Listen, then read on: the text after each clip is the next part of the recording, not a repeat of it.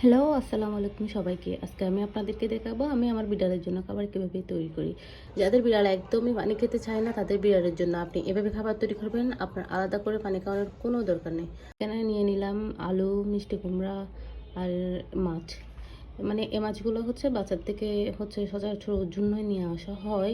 তারপর আমি আলুগুলোকে একটু এভাবে পাতলা পাতলা করে কেটে নিলাম যাতে তাড়াতাড়ি সিদ্ধ হয়। সেমভাবে আমি কুমড়াকেও কেটে নিলাম যাতে তাড়াতাড়ি এগুলো সিদ্ধ হয়ে যায়। এভাবে কাটলে কি হয়, একটু তাড়াতাড়ি সিদ্ধ হয়ে যায়।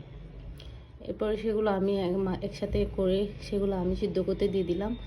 একটু মিডিয়াম আছে এগুলো সিদ্ধ করতে দিলাম। এরপর এগুলো আমি ব্লেন্ড করে নিব। ব্লেন্ড করার পর কীরকম হয় সেটা আমি আপনাদেরকে একটু করার পর খাবারটা প্রায় ক্যাট ক্যাট ট্রিটের মতন দেখায়। সেটাতে আমি আমার বিড়ালকে উপরে একটু ক্যাট ফুড দিয়ে সার্ভ করি। এটা মানে ও খেতে পছন্দ করে।